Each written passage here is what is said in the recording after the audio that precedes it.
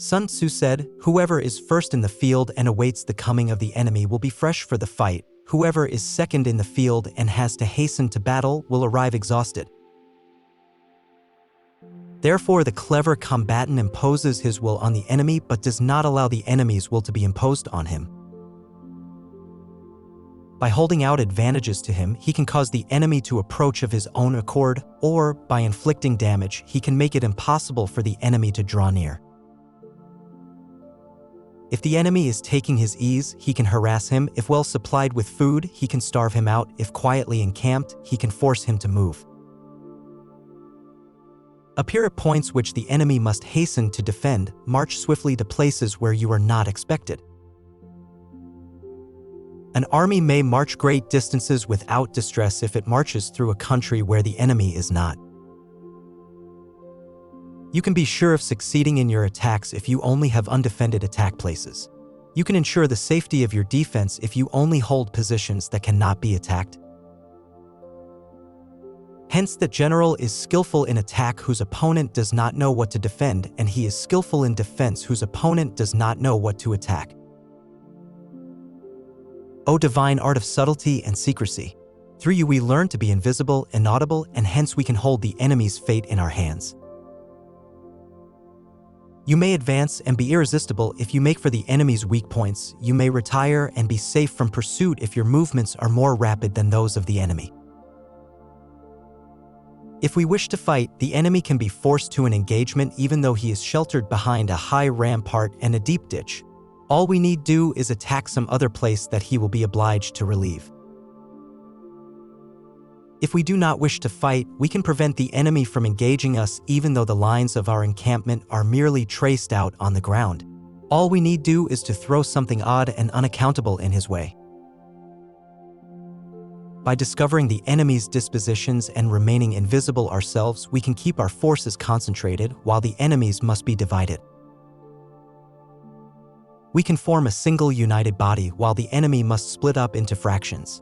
Hence there will be a whole pitted against separate parts of a whole, which means that we shall be many to the enemy's few. And if we are able thus to attack an inferior force with a superior one, our opponents will be in dire straits. The spot where we intend to fight must not be made known, for then the enemy will have to prepare against a possible attack at several different points, and his forces being thus distributed in many directions, the numbers we shall have to face at any given point will be proportionately few. For should the enemy strengthen his van, he will weaken his rear. Should he strengthen his rear, he will weaken his van. Should he strengthen his left, he will weaken his right. Should he strengthen his right, he will weaken his left. If he sends reinforcements everywhere, he will be weak. Numerical weakness comes from having to prepare against possible attacks. Numerical strength from compelling our adversary to make these preparations against us. Knowing the place and the time of the coming battle, we may concentrate from the greatest distances to fight. But if neither time nor place is known, then the left wing will be impotent to succor the right equally impotent to succor the left, the van unable to relieve the rear, or the rear to support the van. How much more so if the furthest portions of the army are anything under 100 li apart and even the nearest are separated by several li. Though according to my estimate, the soldiers of you exceed our own in number, that shall advantage them nothing in the matter of victory. I say then that victory can be achieved. Though the enemy is stronger in numbers, we may prevent him from fighting. Scheme to discover his plans and the likelihood of their success. Rouse him and learn the principle of his activity or inactivity. Force him to reveal himself, to find out his vulnerable spots.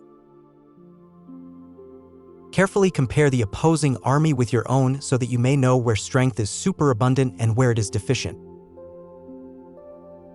In making tactical dispositions, the highest pitch you can attain is to conceal them. Conceal your dispositions, and you will be safe from the prying of the subtlest spies, from the machinations of the wisest brains. How victory may be produced for them out of the enemy's tactics, that is what the multitude cannot comprehend. All men can see the tactics whereby I conquer, but what none can see is the strategy out of which victory is evolved. Do not repeat the tactics that have gained you one victory, but let your methods be regulated by the infinite variety of circumstances. Military tactics are like unto water, for water in its natural course runs away from high places and hastens downwards. So in war, the way is to avoid what is strong and to strike at what is weak. Water shapes its course according to the nature of the ground over which it flows. The soldier works out his victory about the foe whom he is facing. Therefore, just as water retains no constant shape, so in warfare there are no constant conditions. He who can modify his tactics about his opponent and thereby succeed in winning may be called a heaven-born captain. The 5 elements water, fire, wood, metal, and earth are not always equally predominant. The 4 seasons make way for each other in turn. Here are short days and long, the moon has its periods of waning and waxing.